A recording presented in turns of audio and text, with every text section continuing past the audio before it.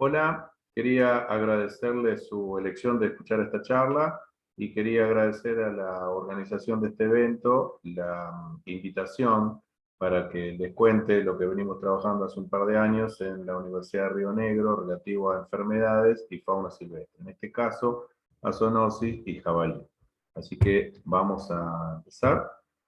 Primero les quiero brevemente contar cómo es el lugar donde empezamos a trabajar. Aquí llamamos Patagonia Noreste.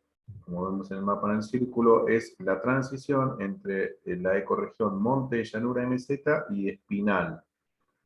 Es una zona de pastos bajos o algunos pastos tipo arbustos, tipo piquillín, chañar, que ofrecen alimento y refugio a parte de fauna silvestre como los jabalíes, motivo de esta reunión, y también al ganado, pues es una zona eh, que hace muchos años se hace ganadería extensiva.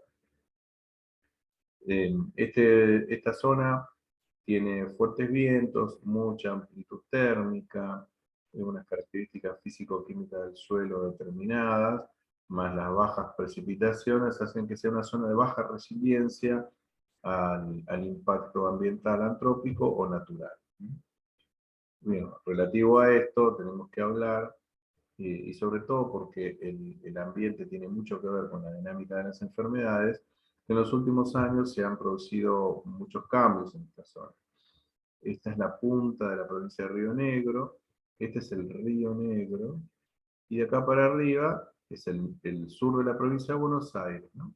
Que es lo que en nuestra zona de trabajo, por así decir. El sur de Buenos Aires y el este de la provincia de Río Negro. Bueno, en esta zona, como ejemplo, ¿no? La zona que con estas fotos satelitales se ve de color oscuro, en la década del 80, con el paso de los años se ve un mosaico, se empieza a fracturar y empezamos a perder esas zonas de color oscuro, hasta que llegamos a esta foto del 2017 con una zona totalmente fragmentada, ¿no? La fragmentación ambiental. Esto impacta en la fauna porque empieza a perder refugios, empieza a perder hábitat natural y el ser humano empieza a invadir ese ambiente. Esto y lo que voy a hablar en el minuto que sigue, con los 2 minutos que sigue, es común a gran parte de lo que pasa en nuestro país, en Córdoba, en Santa Fe, Chaco, bueno, esta cuestión de buscar la cosecha récord y ampliar la zona agrícola, eh, desplaza a los bovinos y genera eh, mayor probabilidad de contacto de la fauna silvestre, el ser humano y los animales domésticos. O sea, el ser humano puede contactar directamente con la fauna silvestre o indirectamente a través del ganado, con mayor frecuencia con esta cuestión de cambio sobre el ecosistema. Aunque pasa en el país, yo les muestro, les explico qué es lo que observamos en esta región. Bueno, si volvemos acá, ¿no? En este punto estaría la localidad de Viedma, que es la capital de Río Negro, y del otro lado del Río Negro, Carmen de Patagones, sobre el sur de la provincia de Buenos Aires. A mayor aumento, vemos que ya en esta zona casi no quedan espacios de monte natural. Entonces uno pensaría que es imposible o muy difícil encontrar diversidad y cantidad de fauna silvestre. Bueno, ahora vamos a hablar un poquitito sobre eso. Lo que les quería comentar es que en este ambiente de baja resiliencia, cuando hay este impacto ambiental por la actividad agrícola, eh, hay desmonte, hay pérdida de vegetación autóctona y cuando hay momentos de sequía se empiezan a volar los campos. Tenemos una foto satelital, esto ocurrió en el año 2010. Después llueve y como no hay una capa fértil del suelo, no hay una capa que absorba el agua, hay inundaciones. Esas inundaciones generan desplazamiento de fauna y generan diseminación de patógenos, leptospira, Bacillus anthracis, se pueden diseminar más fácilmente por el agua, ¿no? Y También el cambio en el uso del suelo genera mayor oferta de materia seca, con posibilidad de incendios. En el año 2017, un trabajo del INTA contabilizó que en relación al año anterior, al 2016, se había duplicado la superficie de riesgo para incendios. En el año 2016 había ocurrido un incendio de aproximadamente 1 millón de hectáreas, producto de varios factores, ¿no? Entre ellos había ocurrido una tormenta eléctrica seca. Entonces confluyen influencias antrópicas y factores naturales que generan inundaciones, incendios y todas estas cosas, o generan pérdida de la biodiversidad, referida a fauna particularmente, mortandad de algunas especies y desplazamiento de otras. Y particularmente el jabalí, que tiene capacidad para desplazarse fácilmente, y vamos a ver en un rato que tiene la capacidad para estar infectado por un montón de patógenos, al desplazarse disemina a estos patógenos, ¿no? Bueno, volvemos a este mapa y si bien nosotros miramos esta imagen y decimos acá es muy poco probable que exista interacción con la fauna silvestre, porque casi no puede haber fauna silvestre en un ambiente tan impactado por la agricultura, bueno, ocurre lo que mucha bibliografía menciona, ¿no? Este año apareció un trabajo de Jorge Vicente y Gortázar, específicamente hablando sobre la problemática de la interfase entre el ambiente silvestre y el ganado. Esto ya medio como había sido anunciado por la FAO, el cuidado que hay que tener en esta zona, en esta interfase que cada vez es el foco de mayor atención. En este trabajo de FAO se hace hincapié en que la ganadería, desde el enfoque un mundo, una salud, la ganadería es el eslabón más débil de la salud global, y habría que trabajar enérgicamente en impedir que patógenos del ambiente silvestre pasaran al ganado, porque de esa manera afectarían a la salud global en general, porque el ganado es alimento para el humano, y si tenemos que eh, hacer rifles sanitarios sobre el ganado, perdemos alimento, y si el ganado se infecta por la nueva forma de producir ganado, más bien intensivo y de comercialización, se puede ver facilitar la diseminación de enfermedades, y más aún si estas enfermedades son zoonóticas, ¿no? La OIE también tiene un montón de documentos sobre fauna silvestre y riesgo de enfermedades por fauna silvestre. En uno del año 2015 hace mención específica al jabalí. Si bien habla de fauna silvestre en general, imaginemos que fauna silvestre del mundo en un montón de especies. En este documento dedica un párrafo al jabalí por su rol en la diseminación de enfermedades, que vamos a hablar en un ratito. Relativo a esto, si bien en el mapa recién, la vista satelital, decíamos difícilmente esa fauna silvestre, bueno, cada vez hay más posibilidad de encontrar, por ejemplo, jabalíes. Entonces esta es una imagen de un complejo habitacional que quedará a 1000 metros del centro de Viedma. En un momento en que murió un joven de leptospirosis, aparecieron unos cuantos cueros de jabalí colgados en un alambrado. Esos cueros de jabalí es un hábito de los cazadores, colgarlos para alardear sobre los animales que han cazado.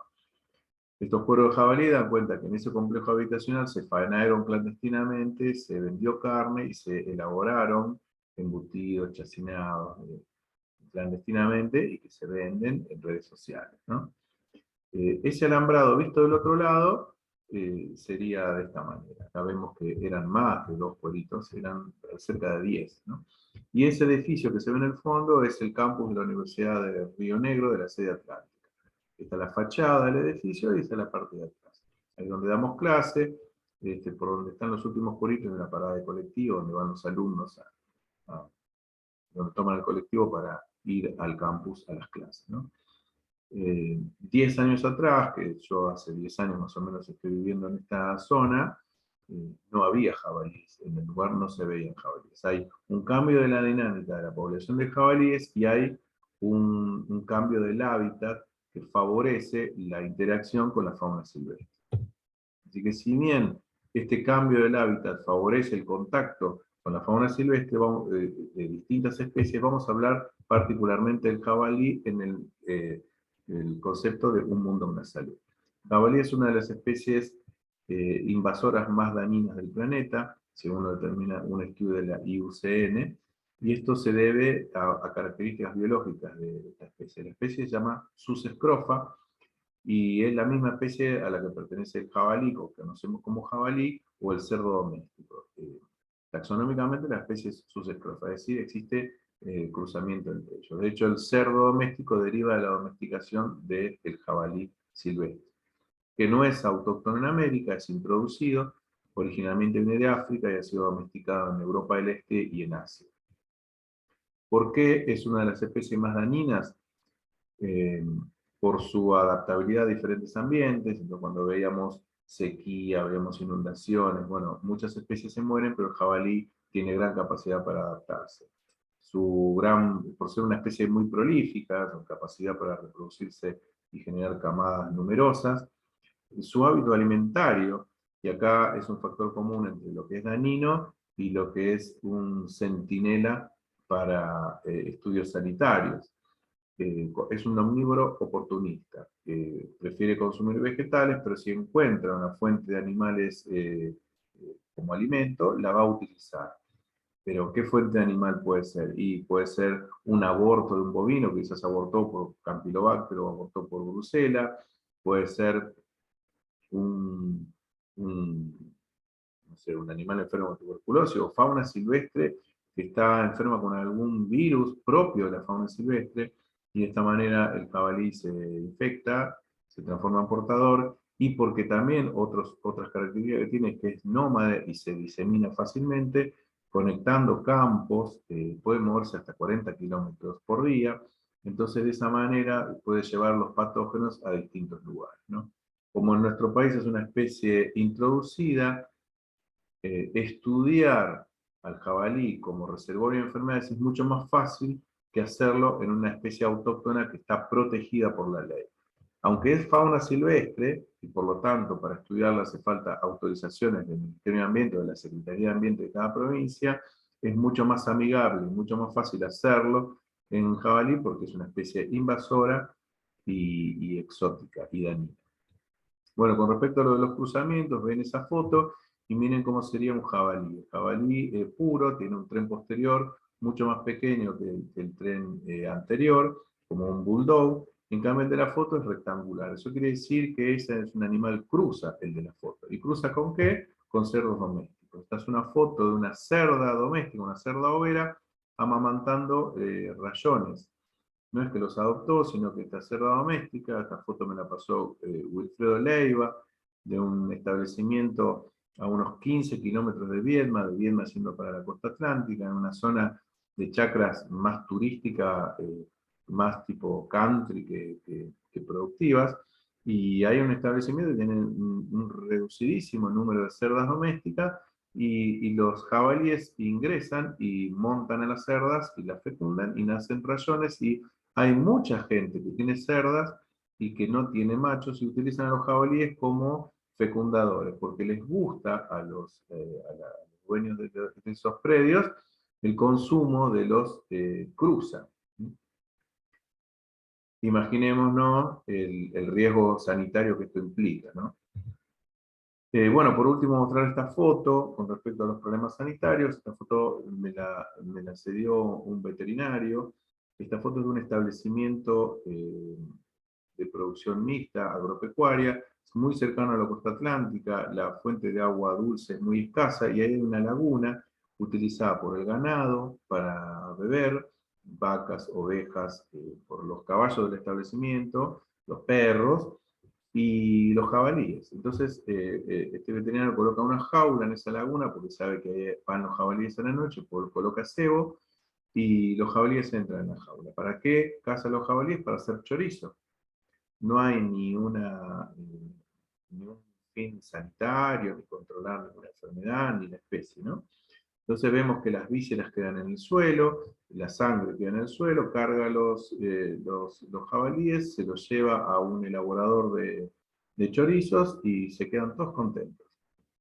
Nadie se pone a pensar si quedaron más jabalíes sin cazar, nadie se pone a pensar si estos jabalíes tienen alguna enfermedad. En este establecimiento hubo un brote de leptospirosis, murieron varios bovinos, eh, sabemos que fue leptospirosis porque mandamos las muestras, yo trabajaba en un laboratorio de diagnóstico animal, recibí las muestras, las mandamos al INTA Balcarce a hacer un estudio sanitario muy amplio, y entre virus y bacterias, lo único que dio fue leptospira con título muy alto de bovinos que nunca fueron vacunados. No se hizo cero conversión, pero el título fue tan alto que sin duda fue un caso de leptospira. Y bueno, bovinos que consumen agua compartida con fauna silvestre, en un rato vamos a hablar de leptospirosis.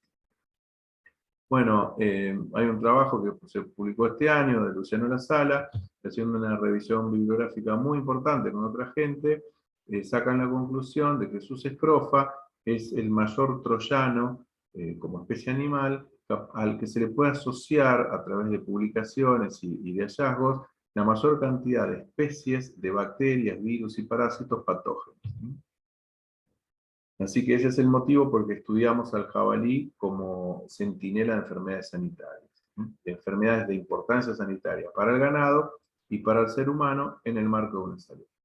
Bueno, esta foto que vengo usando es la foto de Sabrina Cifuentes, de su tesina de graduación en la carrera de licenciatura en Ambiente en la Universidad de Río Negro, en la que trató y logró demostrar y de alguna manera medir la interacción temporoespacial entre jabalíes y ganado en el sur de la provincia de Buenos Aires. Acá vemos fotos obtenidas por cámara trampa de una vaca a las 4 de la tarde, y menos de 3 horas después, en el mismo lugar, acceden varias hembras de jabalí con sus crías a beber, a tomar, a embarrarse, a hacer las actividades propias de los suinos, ¿no? Bueno, cuando los datos de todas estas cámaras trampas se cargan en un software, se ve la dinámica en el día del movimiento de la población de jabalíes, la dinámica en el día de movimientos de la población de bovinos, y si bien el bovino es un animal diurno, el jabalí nocturno, a la mañana y a la tarde se solapan estas curvas y comparten el tiempo, y por las fotos comparten el espacio. Entonces se pone un número, algo que ya se sospechaba, que era que los jabalíes interactuaban con el ganado. Esta foto es del mismo veterinario en otro campo, pone la jaula en un campo que sabe que van los jabalíes porque están los comederos y los bebederos. Los jabalíes van por eso. Entonces, evidentemente están compartiendo el espacio, pero bueno, se le pudo medir y se pudo documentar científicamente. Bueno, nosotros hemos trabajado originalmente con el intercambio de muestras de los cazadores a cambio de análisis de triquinelosis, sobre todo cazadores que nunca hacían análisis de triquinelosis y consumían el producto de la caza. Después empezamos a pedirle las cabezas para hacer análisis de linfonódulos, de tonsilas y en búsqueda del trigémino para estudiar el virus de Auschwitz. Y por último, decidimos ser nosotros los que buscamos las muestras, tenemos menos capacidad operativa, pero podemos tener más datos del análisis de anatomopatología macroscópica y obtener muestras de mejor calidad. Vamos a empezar a hablar de algunas de las enfermedades con respecto a triquinelosis. El SENASA emitió un documento que engloba datos del 2010 al 2019 sobre triquinelosis. Los mapas son cada año, este es el mapa del año 2010 y este corresponde al 2019. Con puntos negros se grafican focos de triquinelosis por animales de producción domésticos, y con puntos azules focos de triquinelosis por fauna silvestre. Sobre 476 focos, 80 correspondieron a porcinos silvestres y jabalíes. Son los puntos azules en el mapa. Nosotros podemos ver que Neuquén, La Pampa, Buenos Aires, siempre están implicados las provincias del centro. Pero si vemos, los últimos 2 años en Neuquén no vemos caso. Entonces podemos caer en la falsa tentación de asumir que se controló la triquinelosis en Neuquén. Y en realidad lo que ocurrió es que la prevalencia, no deberíamos hablar de prevalencia, vamos a hablar de la tasa de positividad, ¿no? la proporción de jabalíes positivos empezó a ser tan alta que los cazadores ya dejaron de mandar muestras a los laboratorios para ver si podían consumir ese animal, porque la probabilidad de que sea positivo es tan alto que cazan y dejan el animal en el campo. Eso perpetúa y amplifica la enfermedad, porque como los jabalíes también hacen canibalismo, se consumen entre ellos, si es un jabalí muerto porque fue abatido por un cazador, va a ser alimento para otros jabalíes, se van a infectar de trichinela y van a diseminar la triquinelosis. Fíjense que no teníamos caso en Chubut, en fauna silvestre, y hace poquito tiempo hubo un caso en Cholila, en Chubut, de jabalí infectado de triquinelosis. Entonces, esta información que tiene SENASA la dispone porque la triquinelosis es una enfermedad de declaración obligatoria. El laboratorio que diagnostica triquinela lo informa, pero si no recibe muestras, podemos creer que en ese lugar no hay triquinelosis. Y eso es una apreciación falsa. Entonces, lo que hacemos nosotros del ambiente académico es salir a hacer vigilancia epidemiológica activa, incluso tratar de buscar información en lugares donde no habría esa información si nosotros no fuésemos a buscarla, ¿no? Partiendo de esta cuestión de que el que busca encuentra y que lo que no se ve no existe. En este caso, lo que no se ve en Neuquén en el año 2018-2019, no hay caso de triquinelosis, podemos pensar que no existe y en realidad existe. Lo que pasa es que no están derivando las muestras a laboratorios que se dedican a procesar solamente las muestras que reciben de cazadores o de interesados en consumir ese alimento. Bueno, en el año 2007-2008 se hizo un muestreo en el Parque Nacional El Palmar y que los resultados se publicaron en el 2010 sobre 114 animales jabalíes muestreados, 13 dieron resultado positivo, un poco más del 11% de casos, ¿no? Por digestión artificial. En el año 2006 se implementó en el Parque Nacional del Palmar del Colón un plan de control de jabalí porque el jabalí generaba daños en las palmeras y eso para el Parque Nacional El Palmar era un problema. Avanzado ese programa de control de jabalí, se fue viendo que la incidencia de triquinelosis disminuyó y hace unos cuantos años todos los animales que se analizan para triquinelosis dan resultados negativos, ¿no? En el Palmar. En la zona andina, como mencioné recién, Neuquén y Norte Río Negro, la proporción de jabalíes, según un estudio en laboratorios de SENASA y laboratorios privados que hacen análisis de triquinelosis, llegaba a 3,4%, pero esa tasa de positividad fue aumentando con los años hasta llegar al punto que los cazadores dejaron de procesar las muestras. Como mencioné, en esta zona se caza y se deja a la carcasa posiblemente infectada, constituyendo un foco de amplificación de la enfermedad.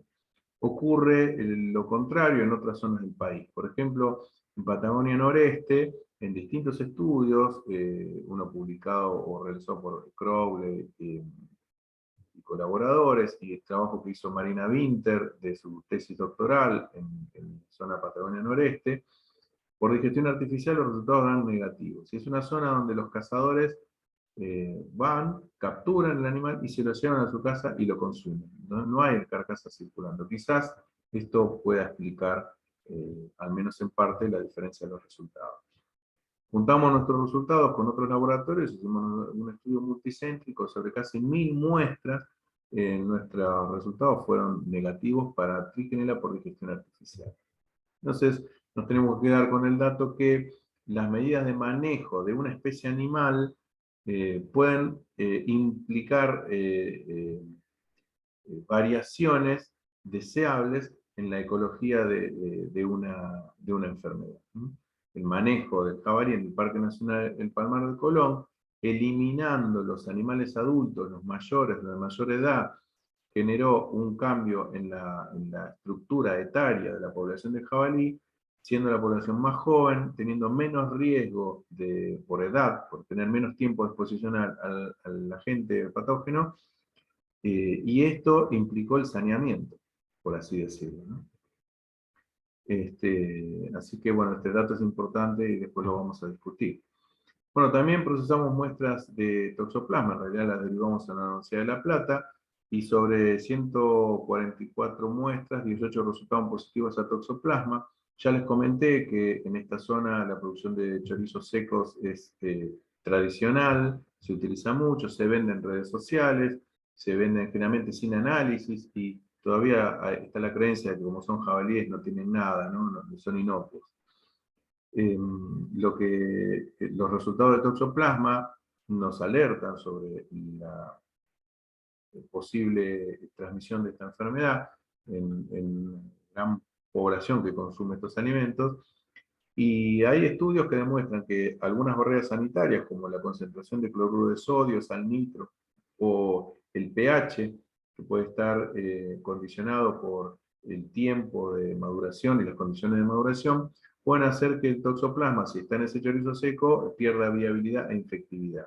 Entonces se podrían hacer actividades de educación para la salud y difusión de recetas que, que garanticen un poco la inocuidad para toxoplasma por esta vía de transmisión. Bueno, en eso estamos trabajando desde la universidad. Bueno, sarcocistis nosotros no tenemos datos propios, pero bueno, quería comentar un grupo de trabajo que depende de la Universidad de La Plata, sobre 200 y pico de muestras de jabalí. Por PCR buscaron sarcocistis y tomaron algunos de los quistes de muestras de algunos animales, no de los 200 y pico de jabalí, o sea, ni siquiera el resultado este puede ser interpretado como una tasa o como o un porcentaje de positividad, porque no todos los 200 y pico de jabalíes fueron muestrados para observación por microscopía electrónica, según se deduce de la lectura de los trabajos, pero sí se demostró la circulación o el hallazgo de un quiste de Sarcocistis pseudomonas que tiene capacidad zoonótica. Entonces, la intención de publicar esto es que hay zoonosis de la que se sabe muy poco y que recién se está empezando a investigar, y los jabalíes tienen algo que ver en la diseminación de esta zoonosis. Bueno, de leptospira sí hemos trabajado, hemos investigado. Desde el año 2014 al 2017 hemos colectado sueros, los hemos enviado a analizar al laboratorio del INTA Castelar, donde trabaja Viviana Averigüe y su equipo, y Jessica Petrakowski en el SENASA. Y acá se mencionan los serobares que se utilizaron en la prueba de microaglutinación, que representan como representantes de los distintos serogrupos. Y el índice de positividad fue de cerca del 20%, con una preponderancia sustancial de Pomona, el serobar Pomona. El mismo serobar encuentra Jessica Petrakowski y Carpinetti en cerdos cimarrones de la bahía de San Borombón, más o menos para la misma época de estudio. Que la prevalencia un poco más alta, el ambiente es más húmedo, hay humedales. En el ambiente nuestro más seco, quizás la leptospira sobrevive más, se disemina de otra manera. Eh, pero Pomona es la preponderante. Y en un estudio realizado por gente de la Universidad del Centro, también encuentran a Pomona como preponderante, aunque en general, juntando todos los serobares, ellos encuentran en los jabalíes del Parque Nacional del Palmar de Colón una positividad del doble de la que encontraron el resto de los investigadores, ¿no? ¿Qué podemos concluir? Que los jabalíes, al ser sus escrofa, Pomona está coevolucionada con los suinos, entonces es lógico que sea la preponderante, pero los riesgos son importantes. Un trabajo de Odriozola menciona para la provincia de Buenos Aires a Pomona como uno de los principales implicados en problemas de mortandad y pérdidas económicas en porcinos y en bovinos en la provincia de Buenos Aires. Iván Asco también menciona que entre el periodo 99 y 2005, Pomona es el serobar asociado más frecuentemente a leptospirosis en humanos. Entonces el poder zoonótico es indiscutible. Bueno, vamos a hablar un poquito de brucelosis. El problema de Bruselas es que no tiene, la mayoría de las veces da infección crónica, o sea, da una infección crónica que la mayoría de las veces no ofrece un dato patognomónico a la anatomía patológica, macroscópica. Salvo que nos encontremos un feto abortado, en la infección crónica está descrito el problema articular y el cuadro purulento, pero eso se da en muy pocos casos. En la mayoría de los casos queda en forma acantonada, viable, en algún linfonódulo o algún órgano linfóide. Bueno, este es un problema porque si queremos aislar la especie para poder identificarla, no sabemos dónde aislarla. Entonces recurrimos a estudios serológicos. Y esto tiene un problema de interpretación que todos quizás lo escuchamos y lo vamos a repetir acá para aclararlo. Este cuadro muestra las especies aisladas de seres humanos que se atendieron en Malobran hasta el año 2011, de fines del 90 hasta el 2011, y de 500 y pico de muestras, 200 y pico corresponden a Brucella suis, es decir, casi la mitad de las brucelas aisladas de personas con brucelosis es Brucella suis. No podemos hablar de prevalencia porque puede haber gente afectada por otra especie que no se fue a atender a Malobran, ¿no? Eso tiene sesgos este estudio, pero es un dato. Nosotros en el año 2016 presentamos un trabajo en el Congreso Latinoamericano de Microbiología que describimos que de 80 y pico de jabalíes estudiados, 5,13% daban positivo serológicamente a la prueba de BPA confirmado por FPA para cepa lisa, es decir, podía ser Brucella suis, Brucella melitensis o abortus. Y un trabajo de Condori, su tesis, que es un muy buen trabajo, hizo una búsqueda bibliográfica exhaustiva y un análisis muy interesante, y expone que el jabalí puede estar infectado tanto por Brucella suis como por Brucella abortus y melitensis. Dentro de Brucella suis por la biovariedad 1, 2 y 3.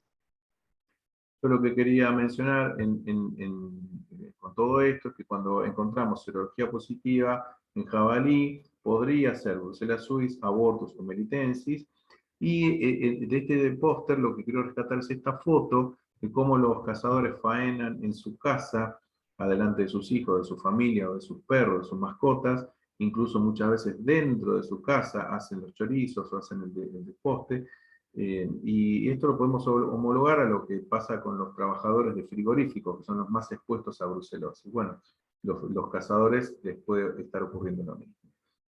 Con respecto a los análisis serológicos para cepa lisa, nuestros resultados arrojan una positividad del 6%, el triple de lo que encontró Carpinetti y colaboradores para San Borombón, y comparando con los resultados de la gente de la Universidad del Centro de Tandil, que no encontraron nada en el Palmar de Colón, bueno, esto se podría explicar que en el Palmar de Colón ese control del jabalí por los problemas de las palmeritas, pueden estar saneando al grupo de jabalíes, eliminando los animales más viejos con los más riesgos de tener brucelosis, y que además en el Palmar de Colón no hay bovinos de producción que pueden ser positivos a brucela. Viendo mapas de resultados de los muestreos de brucelosis en bovinos, nosotros vemos que para la zona de estudio Patagonia Noreste hubo una gran cantidad de establecimientos infectados en el 2004 y quizás convivieron con la población de jabalíes. Ahí los jabalíes se pudieron haber infectado de Brucella abortus, y como la población de jabalíes se mantiene y nadie la sanea, se va manteniendo la brucela en esta especie, y llegamos al año 2021 con jabalíes con alta prevalencia de Brucella abortus, si fuese abortus. También podría ser Brucella suis. Bueno, habría que estudiar los establecimientos porcinos, cómo son sus características, si se interactúan con los jabalíes y qué otras cuestiones ambientales podrían facilitar esto.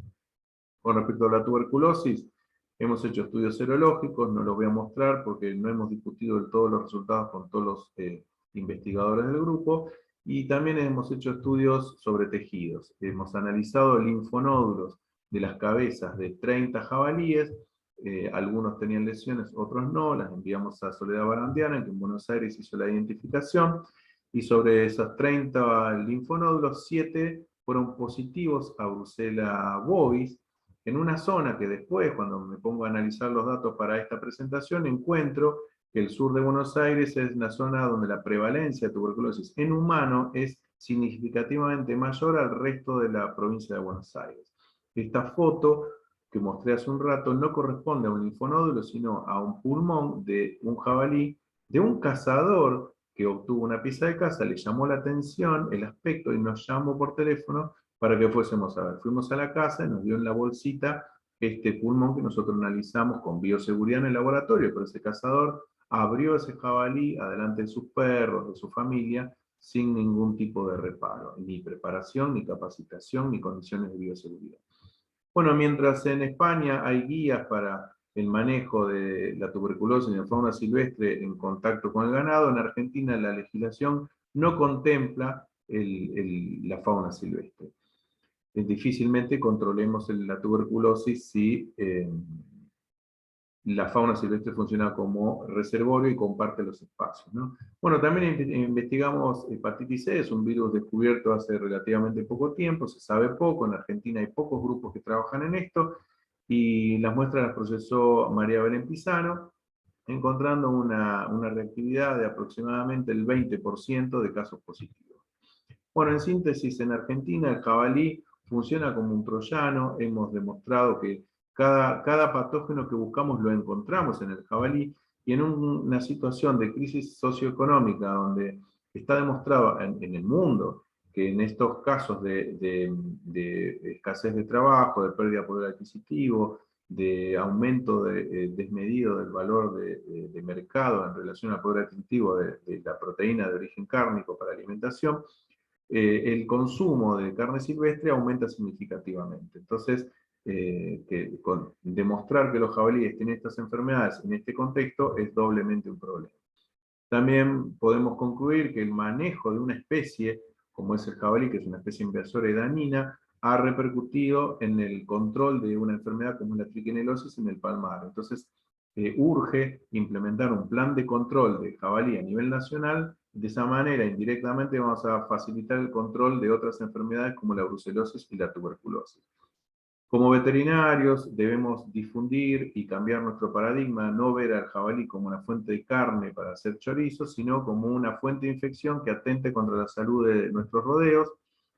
Y también tengo que mencionar que hemos encontrado patógenos en otras especies silvestres, pero el número es tan reducido que no nos permite sacar conclusiones, pero también funcionan como reservorio.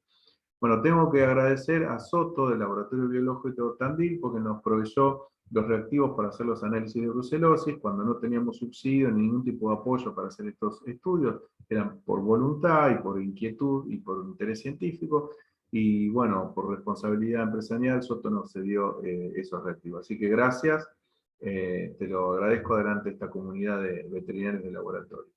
Y después tenemos que agradecer a toda la gente que trabajó con nosotros, de SENASA, de la Universidad de Buenos Aires, de la Universidad de La Plata, del INTA Castelar y del INTA Balcarce, bueno, Soledad Barandiana, que trabaja en la facultad y del CONICET también, Pisano en la Universidad de Córdoba, Luciano La Sala, que es del CONICET, con quien estamos tratando de compilar esta y otra información en un formato de libro, y que ya estamos pensando en una segunda edición, por eso invitamos a todos los que tengan acceso a procesamiento de muestras de jabalíes, que se comuniquen, al final dejo el mail para esto. Y bueno, no puedo dejar de agradecer a Marina Winter, el coequiper con el que somos dos estudiando zoonosis en fauna silvestre en el noreste de la Patagonia. Bueno, les dejo el correo electrónico y quedo para las preguntas que quieran hacer o cualquier tipo de consulta. Muchas gracias.